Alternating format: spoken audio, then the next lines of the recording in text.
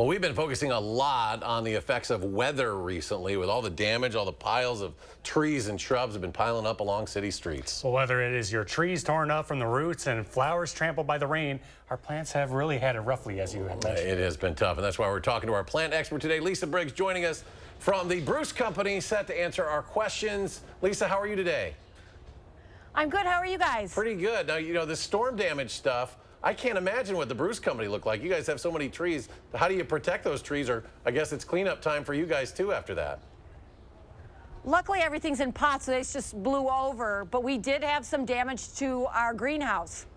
Yeah, that was quite a stretch. What advice do you have for some folks if they have, you know, damage to trees? I mean, do you just trim it off, or what? How do you make sure your tree is healthy or your shrubs have weathered the storm? Well, in the first place, if you're going to do any pruning, you're going to want to make really good, clean cuts just above a bud, or if it's a tree with a major branch, you're going to want to do a flush cut kind of close to the trunk. And then what you're going to want to do is just keep them as vigorous as possible through the growing season. So water them if we get droughty, and just do what you can to keep them healthy. Yeah, they were put through the ringer last week. Let's go to the phones, and I guess not the phones. The emails. To the emails, we got one because from we don't have Judy. phones. Let's go. Yeah, Yeah. Judy has an email for us.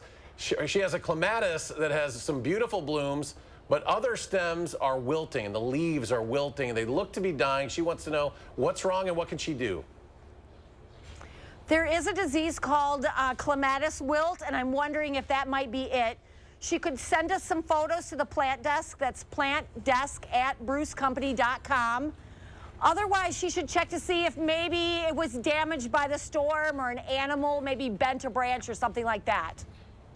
All right, our next question here. TC asks, we mail ordered a blue hydrangea plant that was advertised as suitable for in-house use. It is about 25 inches or 30 inches tall, and it is relatively pretty, but all 8 blooms are light pinkish lavender. What can we do to turn them blue as they were advertised? So hydrangeas will be pink or blue depending on the acidity of the soil. So if she wants to turn it blue and it's in a container, as an indoor plant would be, she should get some uracid. So that's a Miracle Grow water-soluble fertilizer.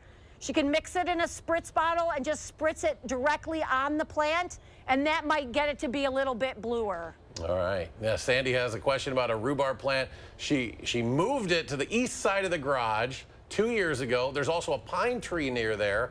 For some reason, they don't get red anymore. Could it be the soil, not enough sun? What do you think it is? I'm wondering if it might be that it's a little bit shadier than it's used to. Rhubarbs do need full sun, and if she's got a big pine tree and it's on the east side, it might just be that it's not getting enough sun to color up. And one last question here that we got so far from Amy is, what is a good ground cover to plant under evergreen trees? So it's going to be dry under there and maybe a little bit acidic.